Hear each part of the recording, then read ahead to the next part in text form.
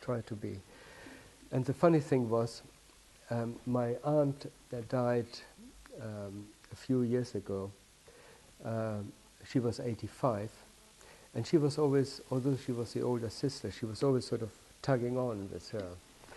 And when I saw these two teenagers, there was this other teenager, she was a demure-looking, sort of almost sullen-looking girl, and it was my aunt. And I barely recognized her, but as soon as I sort of made contact with her, I recognized her simply by the aura, the atmosphere, the feeling, you know, and it was quite amazing how people can transform and express themselves in ways they, you know, you would never imagine it to be. And it's simply because the potential of expression, of self-expression and experience is 100-fold bigger than what we can imagine here. And so when we look at all these aspects, we become aware that life on the next dimension is so incredibly more powerful, more potent, full of potential, you know, that we will be well advised to start planning ahead, you know, for our future. Because if we at the moment is as if we are all standing on a platform waiting for our train to arrive, and we don't know where the train is going to take us, you know. So when we start having out-of-body experiences, we have the opportunity to get a glimpse of what our future will hold for us. And the other thing is, I think that's the important thing, I think, the whole idea of meditation for me was to have these out-of-body experiences, is that you become aware that the world is not divided anymore.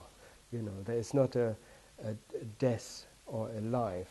The whole thing sort of merges into one, the same as night and day sort of merge into one. And it becomes a very beautiful thing that to know that there is no end. There's only a continuous beginning every day, and we're always working, we're always starting the first day living for an infinite future ahead of us. And this brings me to the whole idea of states of consciousness and the levels of dimensions which we encounter when we make our transition out of this body and gradually evolve. The most beautiful aspect of our whole evolution is that at first we are sort of trapped in our own illusions, our own, you know, issues and limitations. Gradually these limitations will have to be broken, and we gradually free ourselves and enter a higher life, a more fulfilling life. And and each time this happens, we enter a different dimension, which becomes more beautiful. You know, it's a simple way to describe it, richer. And also, as we progress, the people we meet, and the people gradually become more beautiful. At one stage, one dimension, I was absolutely fascinated what a beautiful species man is. You know, in our prime, when we have freed ourselves from our limitations and our little issues, we express our true potential in a way which shows on our external behavior. And so the people I met there, they were all, you know, almost angelic, supermodel type people, very attractive women, you know, and not attractive only externally, but there's an instant communication, an instant recognition of the people. There's no discrimination between different types. You feel intimately linked to the people you meet then, and there's a how should I say, solidarity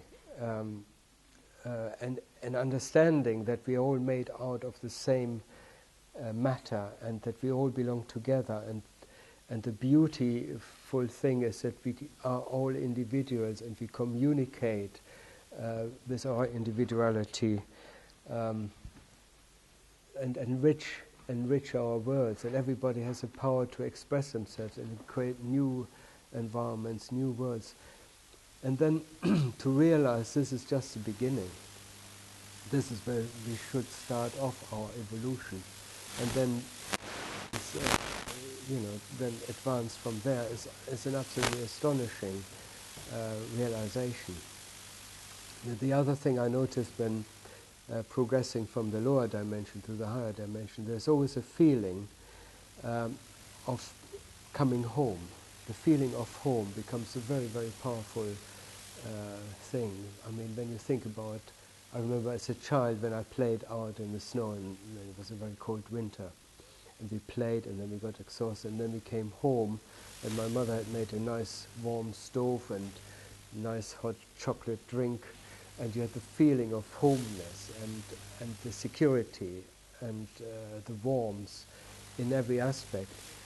And suddenly for the first time you feel, yes, this is really my home. I've been in exile all my life. And now as you progress through the inner dimensions, the higher you go, the more intimate the feeling of home becomes, until you get to the point where you are just at one, with consciousness.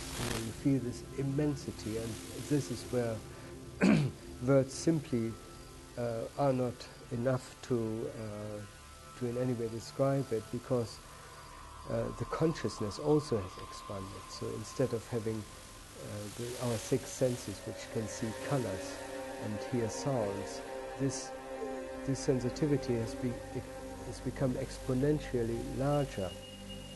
So the colors we see are incredibly more profound hues. The sounds we hear are much more enhanced.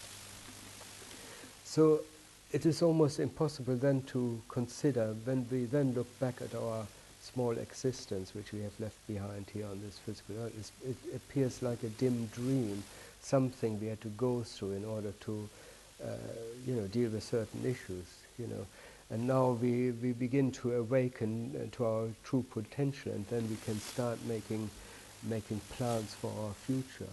And so we're beginning this cycle of regeneration, and then perhaps we can see things where we feel, okay, we need to add other characteristics to our personality in order to have an even more richer experience.